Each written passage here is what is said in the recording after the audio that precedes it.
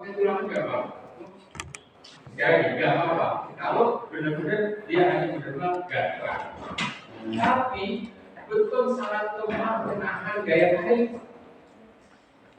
Gaya tarik tahu maksudnya apa? Saya kasih tahu dulu, saya kasih dulu hadiahnya di gaya tarik.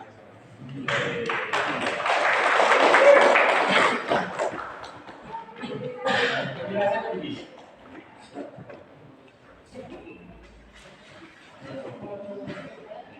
Di satu konsumsi balok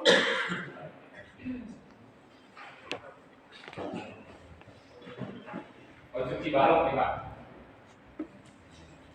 kalau dia ditekan maka dia akan bentuknya meledutnya ekstrimnya seperti ini kan Pak? Ya kan? Kalau dikasih beban dia akan ekstrim ke sini. Di sini dia akan menerima tekanan. Kalau di sini dia akan menerima tarikan. Makanya di sini sering ada pecah. Ya. Betul itu sangat lemah menahan gaya tarik, maka dikasih tulangan. Di sininya dikasih tulangan. Daerah sini dia akan tertekan, di sini tertarik di atas. Kalau ditumpukan di atas. Ya gitu kan. Makanya ada yang di promo modelnya begini. Jadi beton itu kenapa pakai tulangan? Karena dia sangat lemah menahan gaya tarik. Di sini kalau dia saya tekanan tarikan, maka akan patah. Maka dikasih tulangan. Tulangannya itu kalau balok Anda membuat begini. Nadet kan Pak? Nadet kan? Tapi orang bikin gampangnya akhirnya balok itu biasanya pasang gini. Di bawahnya ada, di sini di atasnya. Begitu kan?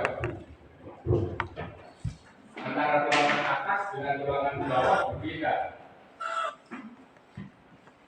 Di sini misalkan ada 3, di sini ada 2. Ini untuk lapangan. Potongan atas.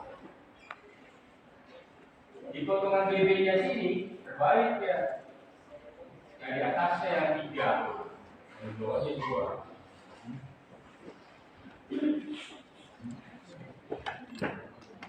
Jadi begitu Pak. Kadang-kadang orang sulit begitu dipasang semua sama ini tambah kayak gampang. Sebenarnya kalau kiri tulangan di lapangan ditambah tulangan di tumbuhan di atas ditambah. Berbalik untuk stroke. Kalau stroke terbalik karena dia tekanannya dari bawah. Dibalik kalau stroke dengan bawah beda. Maka pembangunan rumah kalau tahu teorinya lebih mudah. Begitu juga mau bikin rumah harus batu kali semua buat apa? Yang perlu batu kali sebenarnya kalau elevasinya beda, rumah ini dengan tanah sebelah elevasinya beda, pakai batu kali. Kalau enggak pakai fondasi tampak aja, lebih murah. Jadi mau usah pakai batu kali beli. Itu tapak kasih seluruh, cepet. Ya enggak? Kalau bikin rumah, kalau mau bikin rumahnya ini, kasih fondasi tapak aja. Ini tempat tertentu, kolom kasih, ininya kasih seluruh. Gak usah pakai keliling semua kasih batu kali kalau elevasi bisa. Kecuali elevasinya tanah rendah, tinggi, perlu dikasih batu kali. Kalau kan bikin spot-spot cakar ayam gitu. Ayam masih belum jadi.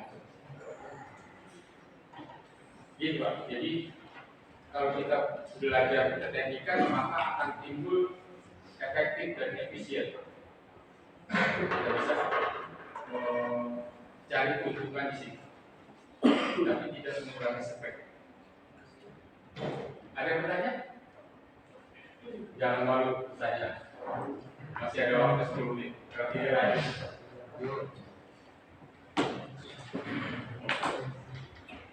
Tipe bersahabat berbentuk bulat segi 4. Kolam bersahabat ini kolam berfungsi sama dengan bersama. Jadi kolam konservasi juga, atau kolam resapan. Bagi yang punya lahan lebih luas, kita bikin kolam.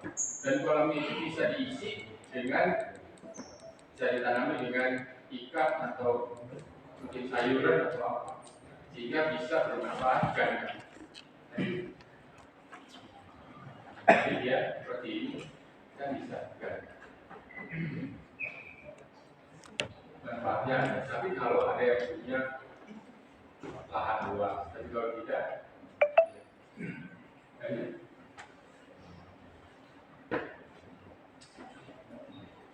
ini merupakan prasarana bebas. Jadi kalau sumber prasarana atau prasarana, yang sarana mana Pak? Untuk gampangnya, itu yang sarana. Prasarana. Tadi bangunan terjun, pompa, pintu air itu sarana. Ya,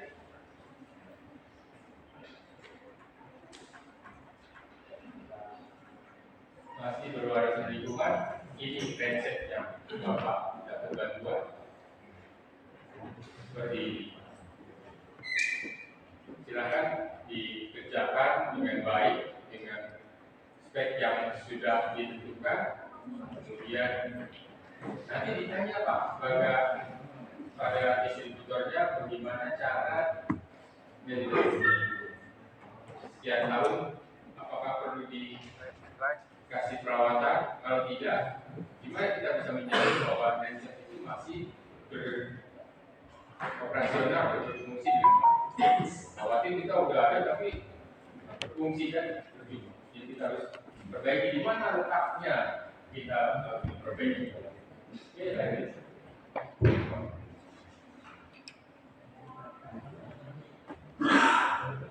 Nah ini yang memulai ya Bapak. Kan kita berfungsi seimbang. Lokasinya pasti memerlukan tempat. Metodenya gampang. Kasih nggak bisa. Geotextile. Geotextile ini bisa meresap air dan bisa menyaring lumpur-lumpur yang akan masuk. Tapi apakah itu efektif sampai sekian tahun berikutnya? Kalau tidak, gimana caranya? Geotextile itu apakah perlu diperbaiki atau perlu di servis untuk memaksimalkan fungsi transit ini? Oke. Perhitungan sumber resapan ini ada di SNI 032453/2002 tentang tata cara perencanaan sumber resapan air hujan untuk lahan pekarangan. Pokok mau jumlahnya berapa, ukurannya berapa, ada di sini. Caranya saya hanya menjelaskan secara singkat. Jadi analisis perhitungan sumber resapan yang pertama harus dihitung intensitas curah hujan. Bapak hitung intensitas curah hujan. Curah hujan di daerah Bapak itu berapa? Jadi kan Bapak lihat ada tempat-tempat pengukuran curah hujan yang biasanya dilindungi ya. Kemudian ada model tabung. Nah, dia akan menghitung berapa curah hujan di sekitar. Tapi bukan itu yang Bapak ambil. Bapak ambil datanya di Badan Meteorologi dan Geofisika. Di sana akan ada data curah hujan. Bapak tinggal ambil, nanti diolah untuk mendapatkan angka satu itu. Perhitungan intensitas curah hujan. I-nya intensitas curah hujan. Yang kedua, setelah menghitung intensitas curah hujan, maka menghitung debit aliran. Aliran yang akan timbul berapa. Yang ketiganya baru perhitungan dimensi atau banyaknya atau ukurannya sumur resapan atau kolam resapan. Kemudian dicari nomor satunya,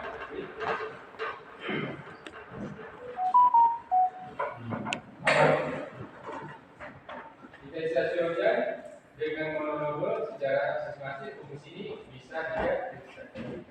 Intensitas R24 dan curah hujan secara yang datangnya dari dengan frekuensi curah hujannya 24 sehari semalam. Itu dapat dicari intensitas curah hujan I. Setelah mendapatkan I, baru nanti ke langkah berikutnya yang nomor 2. Ini analisis perhitungan debit aliran. Jadi air yang jatuh di tempat kita itu bisa kita hitung dengan I. I itu debit aliran I. Rumusnya jelas C itu koefisien aliran. Jadi tergantung sebenarnya rumput, paving block, beton, aspal beda. Jadi misalkan koefisiennya 0,9 yang maksimal, kemudian intensitas curahnya dihitung dengan gaya akar 1, A-nya adalah luas daerah. Misalkan desa Bapak atau kelurahan Bapak berapa luasnya, berapa hektar, maka masukkan sih. Berarti hujan yang akan turun di sekitar Bapak itu debitnya sekian ratus kubik misalnya. Jadi butuh berapa buah sumur sawah. Dapatlah I itu lebih banyaknya air yang mengalir akibat hujan. Nah, kita mempelajari ini kalau di kampus paling tidak 2 semester. Jadi kalau di sini hanya berapa menit ya nggak mungkin. 2 semester baru dapat bisa. Nah, kalau di sini Bapak tahu kulitnya aja. Oh, caranya. Untuk mendapatkan dari angka 1 angka 2, Bapak gunanya ke ahli. Kayak kalau mau belajar 2 semester nggak apa-apa.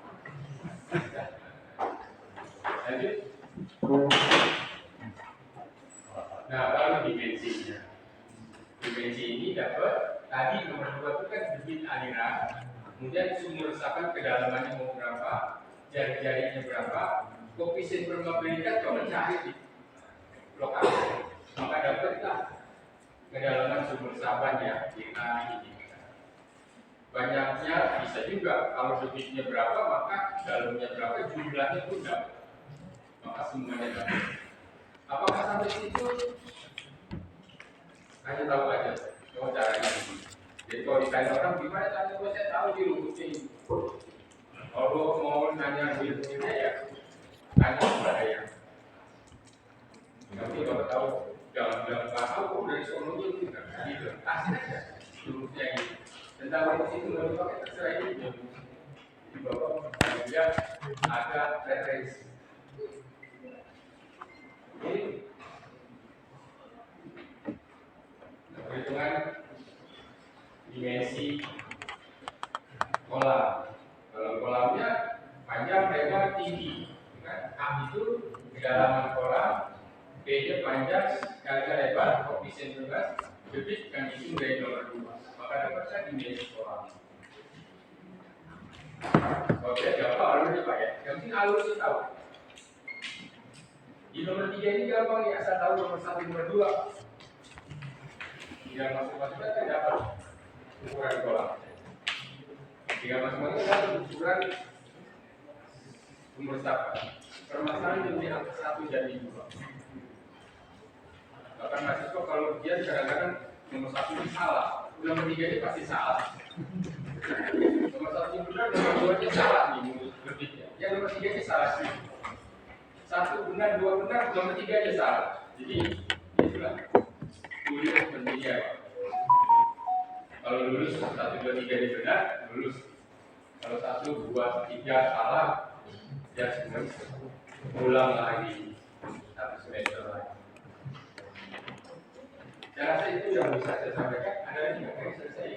Dan semoga bermanfaat. Tetap ya. Lalu kalau masih ada pertanyaan, saya buka. Ya. Ternyata ada yang nego-nego juga. Ya, baik. Terima kasih. Kalau ada kata yang itu berarti jadi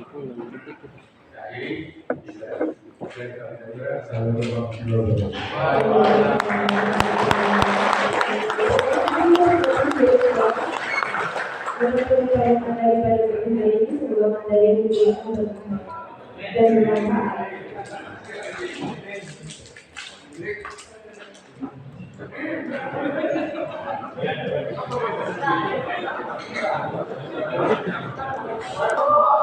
Joget lagi, joget. Saya mau cek suaranya nih. Kalau saya bilang hai, halo gitu ya. Tapi pakai tangan. Halo gitu. Hai. Halo. Hai hai. Kurang semangat. Semangat dulu. Lagi ya. Hai. Halo. Hai hai. Halo. Kan gitu semangat jadi menggelora gitu Pak. Iya. Nah, ini sekarang acara selanjutnya yaitu ada teman-teman kita TFL, tenaga fasilitator lapangan, yang akan memperagakan bagaimana cara menyusun running set. Untuk itu, teman-teman TFL boleh ke depan.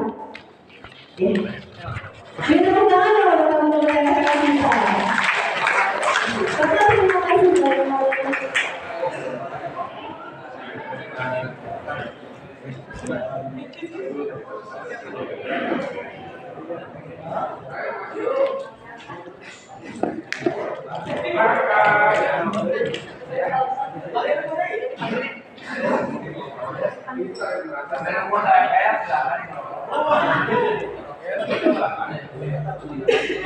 Boleh?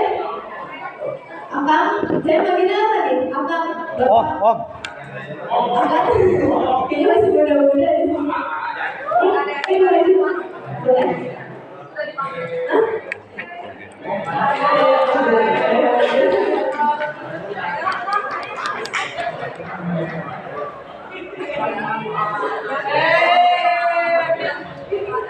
Boleh teman-teman TFL lainnya?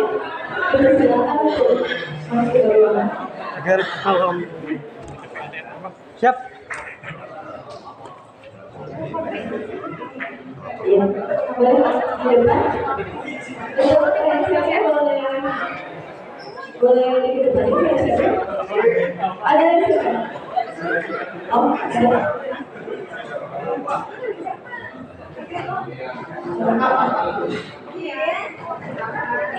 Sini Bapak maju ke depan. Jangan takut sama saya yang gigi.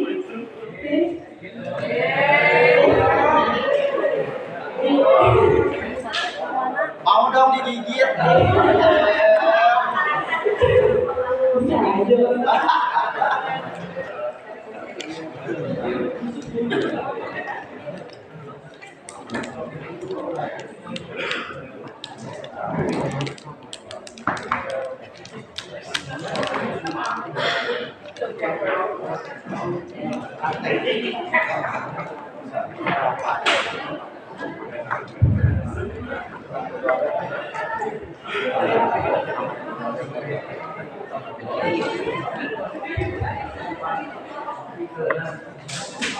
Tolong dibantu.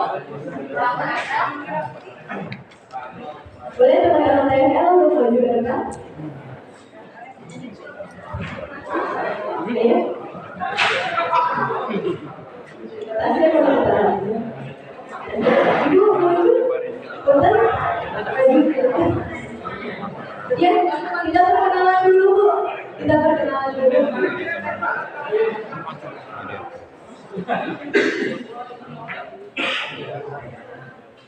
Oh ya baik, saya kalau satu ini bapak ibu untuk kita menghadirkan teman pendamping yang fasilitator di mana nantinya untuk pendampingnya di kita di baik untuk teman-teman TFL maka semuanya di depan. Ya kita perkenalan.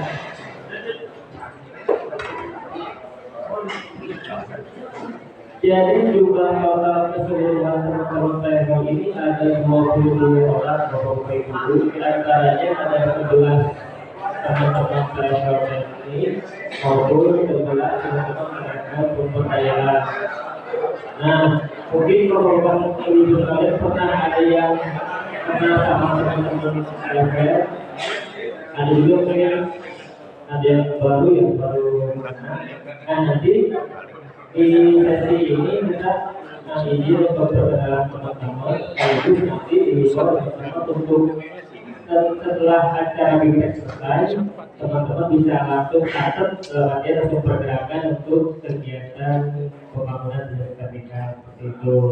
Nanti teman-teman bisa menginfokan ke KSM apa saja yang tahapan-tahapan yang akan dilaksanakan seperti itu. Maka untuk mempercepat waktu mungkin izin ya. Jadi nanti kita sebenarnya langsung aja ya, 1-2 kali ya, nanti ke depan tuh ya. Ya, jadi gini Pak, ini langsung perkenalan aja Pak ya, ini ya Pak ya. Untuk Kecamatan Cisarua, maka teknik sama pemberdayaannya. Nah, ini teknik sama pemberdayaannya. Kalau yang di sebelah kanan saya itu,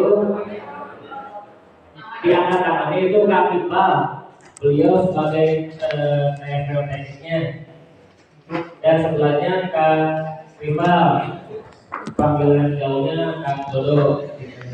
Nah, nanti beliau yang bersampingan untuk Kecamatan Cisarua. Oke, Taman Sari boleh, Kecamatan Taman Sari boleh, Kecamatan Taman Sari boleh. Itu kan. Untuk Kecamatan Taman Sari ini ada Kang Abdul sebagai Kadar Tekniknya dan ada Kang Fauzi sebagai Mentor Pemberdayaan. Beliau nanti di Desa Taman Sari dan Desa Sekaligus Taman Sari. Oke, baik, lanjut Kecamatan Ciamas. Kecamatan Ciamas ini kita ada Kang Tri ya, Kang Tri sebagai Mentor Tekniknya dan